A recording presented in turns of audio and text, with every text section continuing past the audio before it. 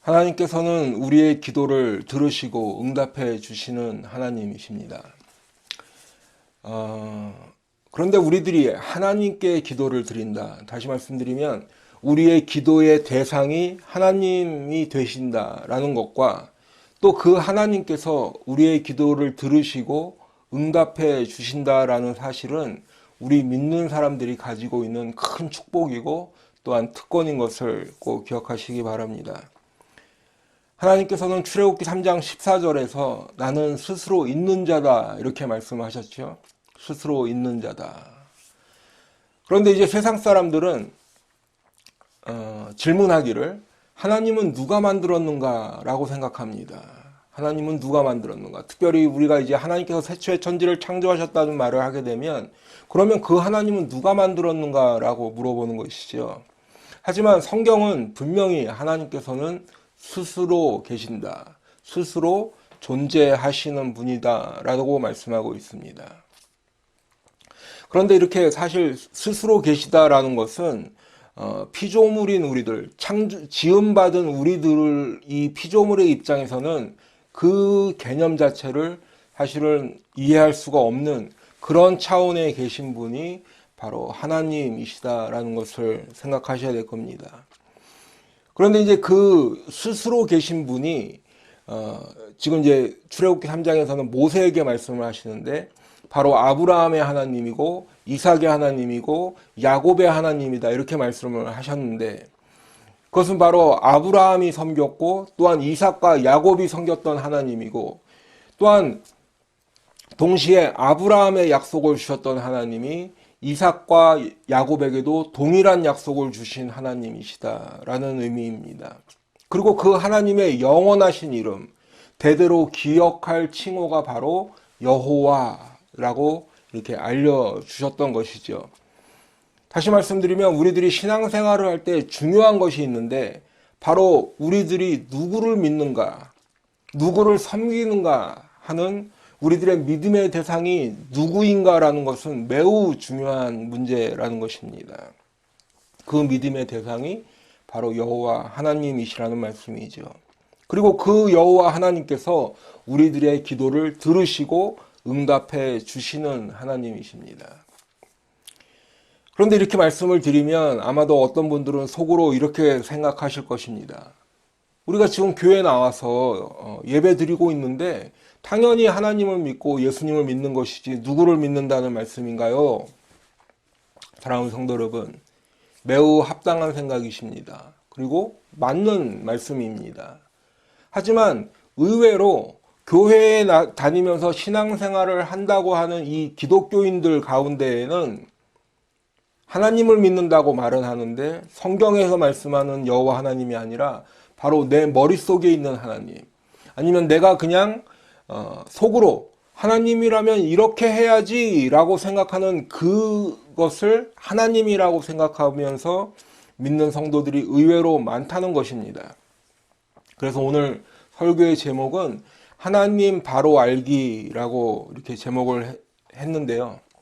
그래서 오늘 본문 말씀을 함께 나누면서 본문 말씀 가운데 다윗이 고백하는 하나님, 또한 더 넓은 의미에서는 성경에서 말씀하는 하나님을 우리가 바로 알자라는 의미에서 이렇게 하나님 바로 알기라는 제목으로 말씀을 드립니다. 그래서 우리들이 신앙생활을 할 때 내가 필요할 때만 하나님을 찾는 것이 아니라 우리들이 어떤 하나님을 믿어야 하는가, 그리고 그 하나님을 따른다는 이 신앙생활을 왜 해야 하는가를 깨닫는 이 시간 되기를 원합니다. 하나님 바로 알기 첫 번째는 하나님은 나의 왕이십니다. 하나님은 나의 왕이시다. 오늘 다윗을 보시면 다윗은 하나님을 나의 왕으로 고백하고 있습니다. 먼저 1절부터 3절까지 한번 말씀을 읽어보겠습니다. 여호와여, 나의 말에 귀를 기울이사 나의 심정을 헤아려 주소서. 나의 왕, 나의 하나님이여, 내가 부르짖는 소리를 들으소서. 내가 주께 기도하나이다. 여호와여, 아침에 주께서 나의 소리를 들으시리니 아침에 내가 주께 기도하고 바라리이다. 사랑하는 성도 여러분, 다윗은 우리가 다 아는 대로 이스라엘의 왕입니다. 그리고 지금 이 다윗이 통치하고 있던 이 시대의 이스라엘은 사실 그 주변 나라들에게까지 강력한 힘을 발휘하고 있던 강대국 중에 하나였지요. 그러니까 이 다윗은 어느 조그만 마을의 왕이 아니라 이 강력한 힘을 발휘하고 있던 이스라엘의 왕의 자리에 올라 있다라는 거죠. 그럼에도 불구하고 다윗은 지금 고백하기를 하나님께서 나의 왕이시다 라고 고백을 하고 있는 것입니다. 그런데 오늘 이 다윗의 고백은 오늘 본문에서만 이렇게 고백을 하고 있는 것이 아니라 계속해서 보면 다윗은 하나님을 나의 왕이다 이렇게 고백하는 것을 보게 되는 것이죠. 다윗의 마음속에는 자신이 비록 표면적으로는 이스라엘의 왕의 자리에 올라 있지만 실질적으로 이스라엘을 다스리는 왕은 오직 여호와 하나님께서 왕이시다 이 마음을 가지고 살고 있었다는 것입니다. 그렇기 때문에 시편 145편 1절에도 보시면 오늘 우리가 찬양도 했는데요. 왕이신 나의 하나님이여 내가 주를 높이고 영원히 주의 이름을 송축하리이다 라고 고백하고 있습니다. 사무엘하 7장에도 보시면 다윗이 이 하나님께 기도하는 내용을 볼 수 있는데 사무엘하 7장 23절에 보시면 땅의 어느 한 나라가 주의 백성 이스라엘과 같으리이까 하나님이 가서 구속하사 자기 백성으로 삼았다라고 고백하고 있는 것입니다. 주의 백성이라고 하죠. 하나님께서 이스라엘을 하나님의 백성으로 삼으셨다는 겁니다. 다윗은 계속해서 지금 고백하는 것이 이스라엘이 하나님의 백성일 뿐만 아니라 그 이스라엘이라는 나라의 왕의 자리에 올라 있는 자신도 고백하기를 하나님께서 나의 왕이시다. 왕이신 나의 하나님이여 라고 고백하는 것이죠. 그러면 이것이 왜 중요하고 대단한 일인가? 그것을 좀 설명을 드리겠습니다. 사랑하는 성도 여러분, 우리가 인류 역사를 보면 세상 나라 중에 어느 한 나라도 하나님의 나라를 염원하던 나라는 없었습니다. 다시 말씀드리면 세상에 이때까지 있던 모든 나라들, 지금도 마찬가지지만 이 나라의 왕들은 자신이 왕이 되어서 그 나라를 다스리고 또 더 나아가 옆에 나라까지 자신이 다스리기 위해서 전쟁도 하고 그것에만 관심이 있다라는 거죠. 하나님의 나라가 이 땅에 임하고 하나님께서 왕이 되셔서 그 백성들을 다스려 주시고 우리들이 하나님의 백성이 되는 이러한 것에는 관심이 없다는 말씀입니다. 그렇다면 한 나라의 왕, 임금들, 지도자들만 그랬을까요? 아닙니다. 그런 왕들뿐만이 아니라 사실은 우리 개개인 한 명 한 명이 다 스스로의 왕이 되려고 하고 있다는 것이죠. 여러분, 이러한 욕망은 예수를 믿지 않는 불신자들만 가지고 있는 것이 아니라 예수를 믿는다고 하는 우리들도 이러한 욕망을 쉽게 버리지 못한다는 것이 사실은 더 문제라고 볼 수 있는 것입니다. 그리고 이렇게 인간들이 스스로 왕이 되고자 하려는 이 욕망, 그것이 바로 우리 인생들이 죄인이다라는 것을 보여주는 증거가 되는 것입니다. 하나님을 왕이라고 겉으로 고백할지는 몰라도 사실은 내가 왕이 되어야 한다는 것이죠. 내가 왕노릇 하고자 하는 것입니다. 그런데 여러분, 한 나라에서 왕이 된다는 것은 매우 어려운 일이죠. 미국 인구만 봐도 3억 명이 넘으니 지금 대통령이 예전에 왕 같은 것은 아니지만 어쨌든 최고 지도자의 자리에 오르려고 하면 그냥 쉬운 산술적으로만 봐도 3억 분의 1의 확률입니다. 그러니까 굉장히 되게 어렵다는 거죠. 그러니까 모두가 다 왕이 될 수는 없다. 모두가 다 최고 지도자의 자리에 올라갈 수는 없는데 그렇기 때문에 우리들은 무엇을 꿈꾸는가? 내 집안에서 내가 왕이 되려고 하는 것입니다. 친구들을 만나도 그 사이에서 왕이 되려고 한다는 것이죠. 일하러 가는 직장에서도 왕이 되려고 하고 어디 동호회나 친목회를 가도 내가 왕이 되려고 하는 거예요. 왕노릇 한다는 거예요. 내 마음대로 이렇게 하려고 한다는 것입니다. 그런데 하다 안 되면 교회에서도 왕이 되려고 한다는 것이죠. 그런데 그게 뜻대로 다 되지는 않지요. 그러니까 뜻대로 되지 않으면 싸웁니다. 다투고 또 거짓말로 소문도 내고 그렇게 살고 있다라는 것이죠. 서로가 왕이 되려고 하는 것입니다.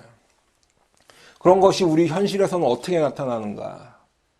요즘 말로 하면 갑질로 나타나고 왕따로 나타나고 또 이간질하고 거짓 소문내고 이런 것들로 나타나는 것이죠.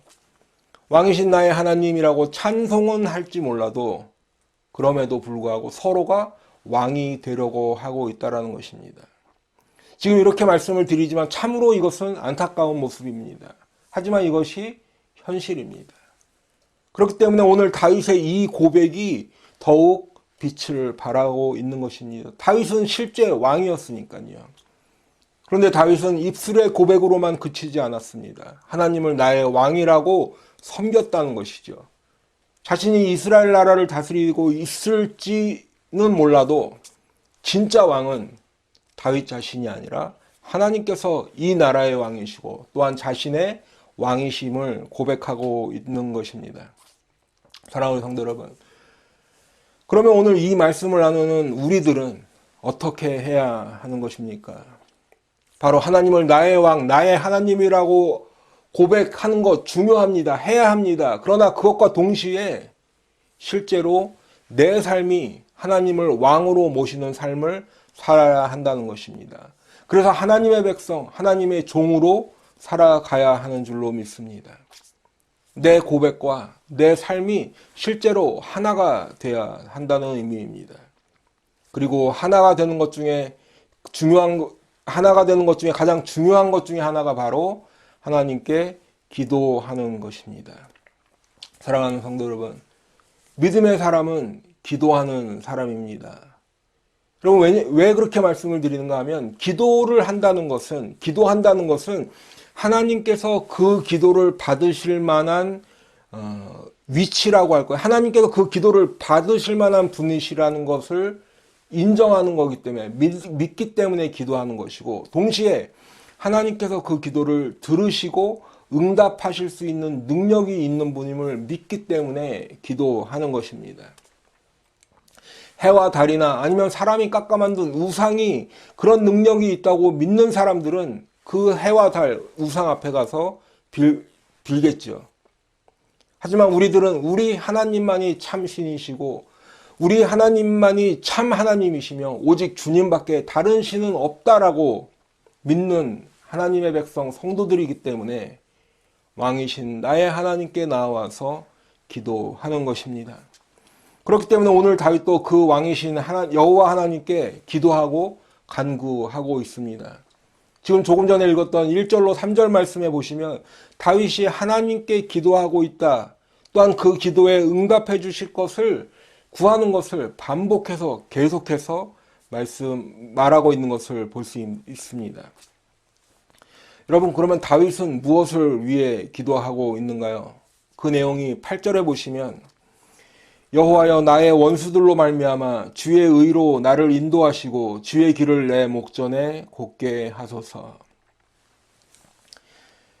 여러분, 지금 다윗의 이 상황, 고난 가운데 있는 것을 알 수 있습니다. 다윗의 주위에서 다윗을 괴롭게 하는 사람들이 있고 또 악한 것으로 괴롭게 하는 사람들, 또 다윗의 원수들이 있다라는 것을 우리가 알 수 있죠. 그렇기 때문에 다윗은 지금 아침부터 주님께 나와서 기도하고 그 하나님께서 응답해 주시기를 바라고 있는 것입니다. 그런데 여러분 생각해 보시면 다윗은 왕이 아닙니까? 이스라엘의 왕입니다. 그러니까 지금 이 다윗의 시대라는 것은 사실은 누군가가 왕을 괴롭게 한다거나 아니면 왕에게 대적하는 모습을 보이면 그냥 왕이 벌을 내리고 정리할 수 있는 그런 시대였던 것이죠. 그런데 그럼에도 불구하고 다윗은 자신의 이 사사로운 감정에 얽매이지 않고 자신이 그 악인들에게 직접 복수하거나 하지 않고 하나님께 기도하고 있다라는 사실입니다. 왜 그랬을까요?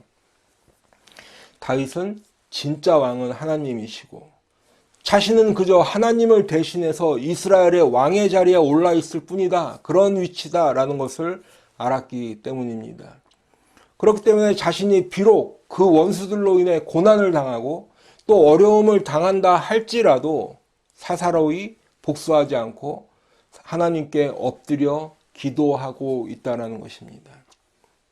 오늘 우리들이라면, 최소한 저라면 마음 같아서는 그 어려움을 주는 사람들 다 잡아놓든지, 아니면 이 당시만 해도 왕의 마음대로 죽일 수도 있는 그런 상황이었지만 다윗은 그렇게 하지 않고 기도하고 있다라는 것입니다. 그리고 다윗의 기도는 더 나아가서 하나님의 의의 길로 다윗을 인도해 주시기를 기도하고 있습니다. 지난주에 우리가 내 의의 하나님이여 라고 외쳤던 다윗 함께 나누었는데요. 오늘도 보면 하나님의 의의 길로 자신을 인도해 주시기를 구하고 있는 것입니다. 그래서 보면 다윗은 이렇게 기도만 할 뿐만 아니라 사무엘하 8장 15절에 보시면 다윗이 모든 백성에게 정의와 공의를 행하였다라고 말씀하고 있습니다. 다윗의 기도와 실제의 삶이 하나가 되고 있다는 것을 볼 수 있는 것이죠. 우리들도 하나님을 나의 왕, 나의 하나님이여라는 고백과 함께 내 삶에서도 하나님이 왕이 되시고 우리는 그분의 백성으로 살아가시기를 부탁을 드립니다. 하나님 바로 알기 두 번째로는 하나님께서는 악을 미워하시는 의로운 하나님이십니다. 악을 미워하시는 의로우신 하나님. 오늘 4절로 6절 말씀을 보시겠습니다. 주는 죄악을 기뻐하는 신이 아니시니 악이 주와 함께 머물지 못하며 오만한 자들이 주의 목전에 서지 못하리이다. 주는 모든 행악자를 미워하시며 거짓말하는 자들을 멸망시키시리이다. 여호와께서는 피 흘리기를 즐기는 자와 속이는 자를 싫어하시나이다.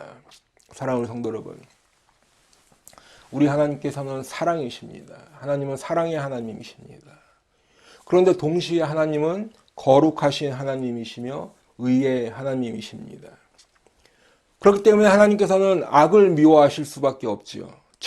죄악과 함께 계실 수 없으신 하나님이십니다. 그렇기 때문에 모든 죄와 죄인들을 심판하실 수밖에 없는 하나님이심을 믿으시기 바랍니다. 분명히 하나님께서는 예수 그리스도를 이 땅에 보내주셔서 십자가의 은혜로 말미암아서 우리들에게 살 길을 주신 사랑의 하나님이시지만 동시에 독생자 예수를 믿지 않는 사람들을 심판하실 수밖에 없는 거룩하신 하나님이시기 때문입니다. 의의 하나님, 악을 미워하시며 악인과 함께 하실 수 없는 거룩하시고 거룩하신 하나님, 의의 하나님이시기 때문입니다. 지금 조금 전에 읽었던 4절로 6절 말씀에도 보면 이 사실에 대해서 분명히 말씀하고 있는 것이지요. 성경은 하나님께서 죄악을 기뻐하지 않으시는 하나님이라고 말씀하고 있습니다. 여러분, 우리 인생들은 죄인으로 태어났기 때문에 죄 지을 생각을 끊임없이 하고 또 상황과 여건이 되면 그 죄를 반드시 범하고야만은 죄인에 불과합니다. 하지만 거룩하신 하나님께서는 그 죄악 자체를 기뻐하지 않으시는 하나님이라고 성경은 말씀하고 있습니다. 그렇기 때문에 오늘 본문에서는 악이 주님과 함께 머물지 못한다고 말씀하는 것이죠. 악이 주님과 함께 머물지 못한다. 그런데 여기서 지금 말씀하는 이 악은 우리가 선과 악이라는 말을 할 때에 그런 어떤 개념적으로서의 악을 포함하고 있지만 동시에 바로 그 악을 행하는 악인들까지도 포함하고 있다는 것이죠. 그러니까 다시 한번 읽어보면 악인은 주님과 함께 머물지 못한다, 이 의미가 되겠습니다. 악인이 하나님과 함께 있을 수 없기 때문에 악인들은 하나님 나라에도 들어갈 수 없는 것입니다. 그렇기 때문에 예수 그리스도로 말미암아서 내 죄의 문제를 해결받지 않은 사람은, 그래서 그대로 악에 머물러 있고 그 악을 계속해서 행하는 사람, 빛이 오셨지만, 이 땅에 오셨지만 그 빛 가운데로 가지 않고 계속 어두움에 머물러 있는 사람들, 하나님을 믿지 않고 예수 그리스도를 거부하는 이 악인들은 결국에는 지옥에 갈 수밖에 없다라는 것입니다. 그러면 사람들은 이렇게 이야기합니다. 하나님께서 애당초 지옥을 만들지 않으시면 될 텐데 왜 지옥을 만드셔서 사람들을 지옥에 보내시는가? 사랑하는 성도 여러분, 이것에 대한 오해는 좀 설명을 드리자면 예를 하나 들면서 설명을 좀 드리도록 하겠습니다. 여러분, 지금까지의 인간의 과학기술로는 아무리 우수한 우주 비행차를 만든다고 해도 태양에 가까이 갈 수가 없는 것이죠. 태양에 일정 거리 이상 가까이 가게 되면 그냥 태양에서 뿜어져 나오는 열을 견딜 수가 없기 때문에 가까이 갈 수 없습니다. 그러니까 아무리 우리 인류가 태양에 가까이 가고 싶어하는 마음이 있어도 갈 수가 없는 것입니다. 가까이 가게 되면 그냥 타서 죽게 되는 것입니다. 하지만 그렇다고 해서 태양에서 나오는 그 빛과 열이 우리들을 죽이기 위해서 그 빛과 열을 뿜어내고 있는 것인가요? 아니죠. 오히려 태양에서 나오는 그 빛, 그 열이 없다 그러면 벌써 인류는 다 멸망하였을 것입니다. 그냥 우리 인간이라는 이 존재, 이 육신의 이 옷을 입고 아니면 무슨 비행차를 만들다고 해도 인간이 가지고 있는 이 기술로 만들 수 있는 이 지금 현 시대의 비행체들은 그냥 그 태양의 열기를 견딜 수 없기 때문에 가까이 가게 되면 타서 죽어 없어지는 것입니다. 태양이 우리를 죽이려고 하는 것이 아니라 가까이 가면 그냥 죽게 된다는 것이죠. 우리들과 하나님과의 사이도 마찬가지입니다. 지금 본문의 말씀과 같이 하나님은 죄악을 기뻐하지 않으시고 악이 주님과 함께 머물지 못하는 것입니다.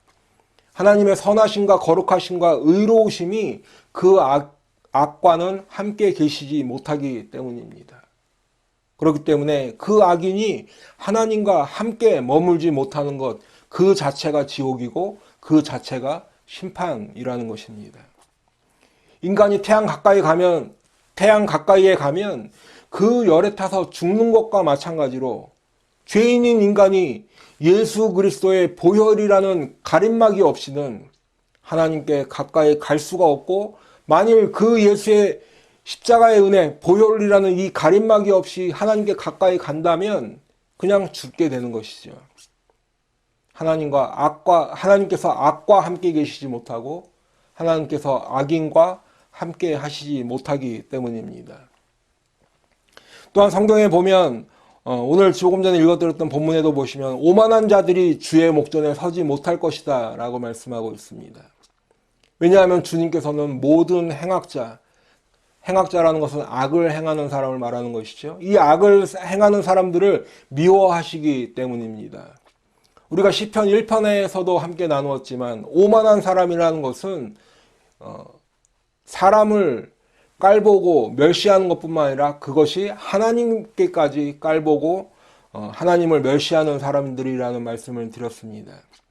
그렇기 때문에 그러한 사람들이 주님의 목전, 주님의 눈앞에 서지 못하는 것은 너무나도 당연하다는 것이죠.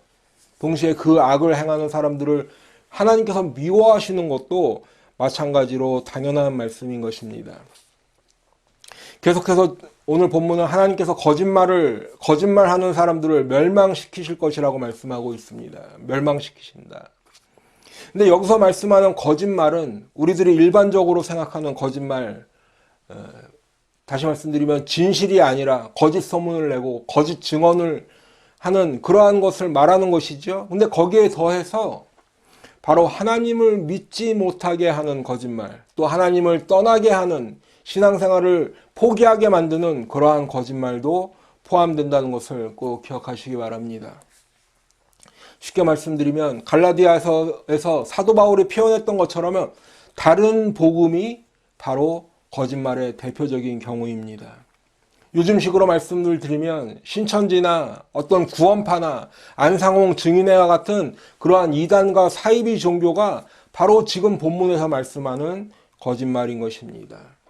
자기 자신이 하나님이라고 하고 스스로가 예수라고 하고 자기 자신이 선지자다 하는 이 모든 거짓말, 올바른 신앙을 떠나게 만드는 것들이 바로 거짓말인 것입니다. 그런데 하나님께서는 이 모든 거짓말들을 멸망시키실 것이다 라고 말씀하고 있습니다.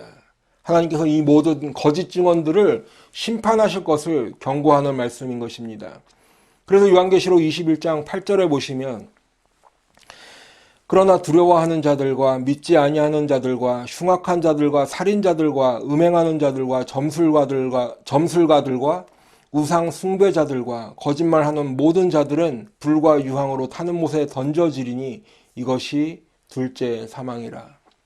오늘 본문에서도 거짓말하는 자들, 속이는 자들, 그 입에 신실함이 없는 자들에 대한 경고를 분명히 말씀하고 있는데, 지금 읽었던 요한계시록 말씀에서도 거짓말하는 자들이 불과 유황에 던져지는 심판을 받을 것을 말씀하는 이유는 바로 이러한 거짓말하는 사람들은 그 인생 자체가 속이는 삶을 살고 있기 때문이고, 그렇기 때문에 입에서 나오는 것이 그냥 우리 주위에서 하는 거짓말에 머무르는 것이 아니라 하나님께 대한 것까지 거짓말을 하고 있다는 것입니다. 인생이 거짓이기 때문에 복음에 대해서도 거짓말을 하는 것입니다. 하나님을 대할 때에도 거짓으로 대한다는 것입니다. 그렇기 때문에 진정한 회개는 할 수 없는 그런 사람들인 것이죠.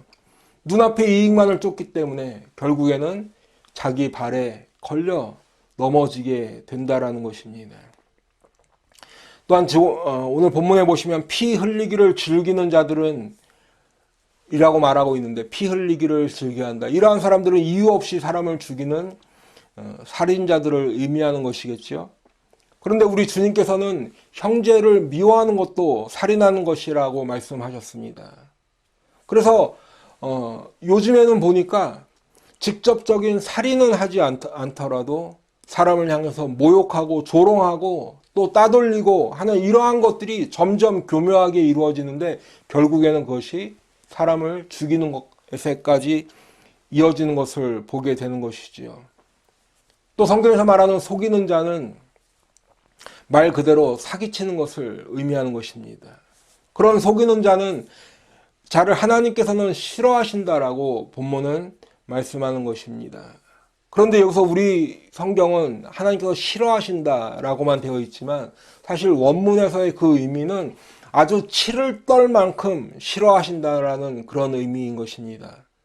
앞에 5절에서도 보면 모든 행악자를 미워하시며 하셨는데, 이 미워하신다는 것도 그냥 미워하신다 이 정도가 아니라 아주 몹시 치를 떨 정도로 미워하신다, 싫어하신다는 그런 의미인 것입니다. 하나님께서 악을 얼마나 싫어하시는지, 그리고 그 악을 행하는 사람들을 얼마나 미워하시고 싫어하시는지를 잘 표현하는 말씀이라고 할 수 있죠. 그런데 여러분, 여기서 한 가지 덧붙이고 싶은 말씀이 있습니다. 지금 4절로 6절에서 보시면 하나님께서 미워하시고 싫어하시는 것들이 어떤 다른 복음을 전하는 것 같은 그런 영적인 의미에서의 죄악만을 의미하는 것이 아니라, 사실은 우리들이 일반적으로 생각하는 그런 도덕적인 것, 윤리적인 것도 의미한다는 것을 간과해서는 안 된다는 사실입니다. 혹시나 이런 말씀을 드리면 마음속으로 어떤 분들은 그러면 구원을 행위로 구원받는다는 것이냐, 아니면 구원받았는데 그 어떤 도덕적이거나 윤리적인 것 왜 이야기합니까? 라고 생각하실지 모르겠지만, 지금 행위로 구원받는다 이런 말씀을 드리려는 것이 아니라, 우리 믿는 사람들에게 있어서 세상 사람들도 말하는 도덕이나 윤리를 잘 지키는 것 매우 중요하다, 이 말씀을 드리는 것입니다. 왜냐하면 하나님께서 선하신 하나님이시기 때문에 그분을 믿는 우리들도 선을 행하며 살아야 한다는 것이죠. 여러분, 얼마 전에 박열이라고 하는 독립운동가, 그 아드님이 인터뷰하는 영상을 보게 되었습니다. 그분의 아드님이라도 지금 90세가 넘으신 어르신이었는데, 그런데 이제 이분이, 그 아드님이 육군사관학교를 나오시고 별 하나인가 둘 이렇게 딸 때까지 군인으로 사셨다, 이런 말씀을 하셨는데, 그 아드님께서 하시는 말씀이 자신은 평생 살아가면서 아주 정직하고 바르게 살려고 노력했다, 이런 말씀을 하시죠. 왜냐하면 박열의 아들이라는 것을 사람들이 다 알기 때문이다. 그러니까 그 아버지 박열이 독립운동을 하시고 아주 매우 이렇게 꼿꼿하게 굳굳하게 이렇게 살아셨던 분인데, 자신이 그 바결의 아들이니 아버지의 이름에 먹칠을 하지 않기 위해서 자신은 그렇게 살았다는 말씀을 하는 그 인터뷰 영상을 본 일이 있는데요. 그러니까 우리들도 하나님을 믿고 예수를 믿는 신앙인이라면, 선하신 하나님을 믿는 하나님의 자녀들이라면 우리들이 살아갈 때 세상 사람들에게도 모범이 되는 그러한 도덕적이고 윤리적인 삶을 사는 것이 매우 중요하다는 말씀입니다. 하지만 안타깝게도 현실은, 또 들리는 소문들은, 그뿐만 아니라 저 자신조차도 교회 안에서조차도 세상 사람들이 말하는, 기대하는 그러한 삶이 아니라 세상 사람들도 범하는 그러한 죄들이 똑같이 범하고 교회 안에서도 그러한 일들이 일어나고 있다는 것이죠. 그렇기 때문에 교회가 세상을 걱정하는 것이 아니라 세상이 교회를 걱정하는 그러한 시대를 우리가 살고 있지는 않은 것인지 돌아보게 됩니다. 다시 본문으로 돌아와서 말씀을 드리면, 다윗은 9절에서 이 악인들이 어떠한 사람인가를 구체적으로 말씀하고 있습니다. 9절에 보시면 그들의 입에 신실함이 없고 그들의 심중이 심히 악하며 그들의 목구멍은 열린 무덤 같고 그들의 혀로는 아첨하나이다. 악인들은 거짓말을 하고 속이는 사람들이기 때문에, 다시 말하면 사기를 치는 사람들이기 때문에 그들의 입에는 신실함이라는 것은 없는 것이죠. 입을 열어서 말하는 것마다 거짓을 말합니다. 그럴듯하게 말합니다. 아첨하면서 뭔가 입에 발린 말을 하지만 그것은 지금 말씀드린 입에 발린 말일 뿐인 것이죠. 다른 사람을 속일 뿐만 아니라 더 나아가서는 하나님도 속이려고 드는 사람들이 있는데, 그렇기 때문에 그 사람들의 입이 신실하지 못하다는 것입니다. 거짓말하고 거짓 증언하고 거짓 소문내는 것이 아주 일상인 사람들인 것이죠. 그렇기 때문에 그 사람들의 심중, 마음이 악한 것은 너무나도 당연한 것입니다. 창세기 6장 5절에도 보시면 여호와께서 사람의 죄악이 세상에 가득함과 그의 마음에 생각하는 모든 계획이 항상 악할 뿐임을 보시고 라고 말씀하고 있는데, 우리 예수님께서도 누가복음 6장 45절에 보시면 선한 사람은 마음에 쌓은 선에서 선을 내고 악한 자는 그 쌓은 악에서 악을 내나니 이는 마음에 가득한 것을 입으로 말함이니라 말씀하시는 것입니다. 그리고 다윗은 이 사람들의 입, 악인들의 입을 열린 무덤이라고 비유하고 있는 것이죠. 여러분, 이스라엘의 무덤은 우리 미국이나 한국에 있는 무덤들과는 달리 굴을 팝니다. 그래서 그 굴을 파서 장례를 치르고 그 다음에는 그 무덤의 문을 막아 놓아야 되는데, 그 무덤 문을 막았던 돌을 치우고 무덤 문을 열어 놓으면 썩은 냄새가 그대로 밖으로 나오게 되는 것이죠. 악인들의 입에서 나오는 그 마음에 가득한 악이 그 입을 통해서 그대로 내뿜어지고 있다라는 것입니다. 그것을 열린 무덤에 비유한 것입니다. 그런데 다윗은 이 악인들에 대한 판단을 자신이 하지 않고 하나님께 맡겨드리고 있는 것입니다. 오늘 본문 10절에 보시면 하나님이여 그들을 정죄하사 자기 꾀에 빠지게 하시고 그 많은 허물로 말미암아 그들을 쫓아내소서. 그들이 주를 배역함이니이다. 그들이 주를 배역한다라는 것은 바로 하나님을 배신한다, 하나님을 떠나서 다른 신을 섬긴다는 의미입니다. 그런데 아무리 그러한 악인들일지라도 다윗은 자신의 손으로 그들을 정죄하지 않고 그들을 심판해 주시기를, 그들을 정죄해 주시기를 하나님께 맡겨드리고 있다라는 것이죠. 다시 말씀드리지만 다윗은 지금 왕의 위치에서 그것들을 행하고 있지 않다라는 것입니다. 자신의 왕이신 하나님께 맡겨드리고 있는데, 그 이유가 바로 조금 전에 악한 사람들은 이런 사람입니다 라고 얘기했던 것은 하나의 분별이라고 할 수 있다면, 그 악인들을 심판하는 것은 바로 하나님께서 하시는 하나님의 권한이기 때문에 하나님께 맡겨드리는 것이죠. 여러분 여호수아 강의할 때도 말씀을 드렸지만 하나님의 구원 계획은 하나님께서 하시는 하나님만이 하시는 하나님의 일인 것입니다. 하나님의 구원 계획에 있어서는 어느 인생일지라도 그것에 힘을 보탤 수도 없고 또 거기서 뺄 수도 없는 것입니다. 다시 말씀드리면 예수님의 십자가와 예수님의 부활, 그곳에는 어느 인생도 개입할 수 없는 것입니다. 동시에 하나님께서 우리를 구원하시는 이 하나님의 구원 계획의 이 마지막 사역이라고 할 수 있는 하나님의 심판에도 아무리 다윗일지라도 어느 인생 하나 그것에 개입할 수 없다는 것입니다. 다시 말씀드리면 하나님의 심판은 하나님께서 하시는 하나님의 일이라는 것입니다. 하나님 바로 알기 마지막으로는 하나님은 의인들에게 복을 주시는 하나님이십니다.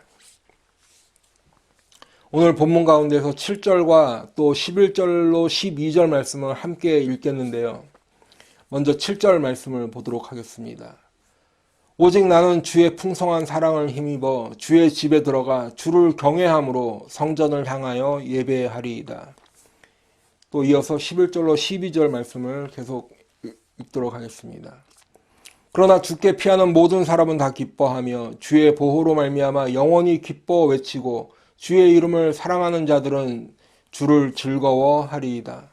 여호와여 주는 의인에게 복을 주시고 방패로 함같이 은혜로 그를 호위하시리이다. 여러분 지금 다윗은 악을 행하는 행악자들, 하나님을 떠나서 우상을 섬기며 우상을 따르는 사람들, 그리고 속이고 기만하는 악인들과 비교해서 이제 의인들을 말하고 있습니다. 그리고 지금 읽는 이 본문에서 말씀하는 의인들은 바로 하나님의 풍성한 사랑을 입은 사람들인 것입니다. 하나님의 은혜 때문에, 하나님의 풍성한 사랑 때문에 바로 의인으로 불리게 되었다라는 것이죠. 그리고 그 의인은 바로 주를 경외하는 사람이 의인이라는 것입니다. 주님께 피하는 사람이 의인이고 주님의 보호하심을 받는 사람이 바로 의인이 되는 것입니다. 주의 이름을 사랑하는 사람이 바로 의인인 것이죠.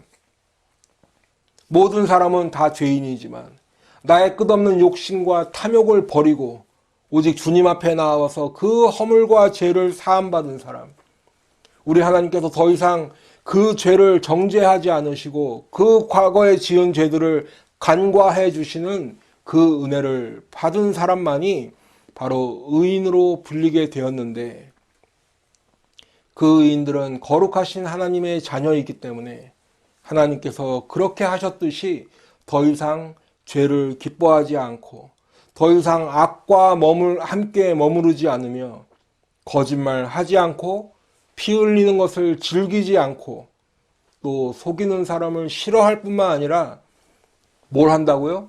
이제 그 의인들은 주의 집에 들어가서 주를 경외함으로 예배하는 것입니다. 우리 주님으로 인해 기뻐하고 하나님의 말씀을 즐거워하며 주님과 함께 하는 그 삶을 사는 것이 바로 우리들이 해야 하는 것입니다. 세상에서 만족을 구하는 것이 기쁨이 아니라 주님께 피하는 것이 기쁨이 되고, 돈이나 권력이 나를 보호해 준다고 그것을 따르는 것이 아니라 주님께서 보호해 주시는 것이 기쁨이 되고, 또 나를 구원해 주시는 우리 주님의 이름을 사랑하기 때문에 주님을 즐거워하는 것입니다. 그렇기 때문에 다윗은 의인에게 복을 내려주시기를 기도하고 있습니다.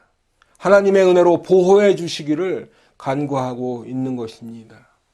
그리고 여기서 말씀하는 이 복은 세상에서 말하는 세상 사람들이 추구하는 그러한 복이 아니라 바로 우리 주님께서 은혜로 주시는, 우리를 구원해 주시는 그 하나님의 구원이 바로 성경이 말씀하는 복이라는 것을 기억하시기 바랍니다. 사랑하는 성도 여러분, 오늘 다윗은 하나님을 향해서 나의 왕, 나의 하나님, 여호와 하나님이여 라고 부르면서 기도하고 있습니다. 고난 가운데 있지만, 원수들이 둘러싸고 있지만 기도하고 있습니다. 아침부터 주님께 나와 기도하고 있습니다. 왜냐하면 하나님께 기도할 수 있는 것이 복이고, 또한 그 하나님께서 그 기도에 응답해 주는 것이 복이기 때문에 나의 왕, 나의 하나님, 여호와 하나님께 기도하는 것입니다. 여러분, 사무엘상 14장에 보시면 사울이 블레셋을 쫓기 위해서 하나님께 여쭤보는 이 말씀을 볼 수 있는데, 거기에 보면 그날에 대답하지 않으셨다라는 성경을 말씀하고 있습니다. 하나님께서 사울의 이 기도에 응답하지 않으셨다, 대답하지 않으셨다라는 것이죠. 여러분, 그러니까 지금 내가 기도할 수 있는 지금이 바로 축복의 시간이라는 것을 꼭 기억하시기 바랍니다. 하나님께서 내 기도에 응답해 주시는 것이 바로 은혜의 시간이고, 그것이 축복인 것을 꼭 믿으시기 바랍니다. 하나님은 내가 원하는 것 작성해 놓고서 하나님 이거 해주세요, 저거 해주세요 요구하는 어떤 자동 판매기나 램프의 요정 지니가 아니라 내가 왕으로 섬겨야 하는 왕이신 하나님이심을 꼭 기억하시고 그 하나님께 기도하는 성도들 되시기를 축복합니다. 여러분, 하나님은 악을 미워하시는 하나님이시고 그 죄의 악과 악인들을 반드시 심판하시는 거룩하시고 의로우시고 선하신 하나님이심을 꼭 믿으시길 바랍니다. 또한 하나님은 주님 앞에 나와서 자복하고 회개하면서 예수 그리스도의 보혈로 깨끗함을 받은 사람들을 의인이라고 불러주시는데, 그 의인들을 보호해 주시는 하나님이심을 믿으시기를 축원합니다. 하나님의 나라에서 함께 하시는, 그래서 그 의인들과 하나님의 나라에서 함께 하기를 원하시는 사랑의 하나님, 은혜의 하나님을 꼭 기억하시기 바랍니다. 그래서 바라기는 오늘 말씀을 전하는 저나 듣는 우리 성도님들 모두가 다 하나님의 보호하신 가운데 거하시는 복된 성도들 다 되시기를 축원합니다. 그분의 은혜를 풍성히 받으시는 복된 하나님의 백성 되시기를 축원합니다. 하나님을 나의 왕, 나의 하나님이여라고 말로만 고백하는 것이 아니라 우리의 삶 가운데 진정으로 왕이신 하나님을 섬기고 그분만을 믿고 의지하고 따르는 복된 하나님의 백성들 다 되시기를 예수님의 이름으로 축원합니다. 기도하겠습니다.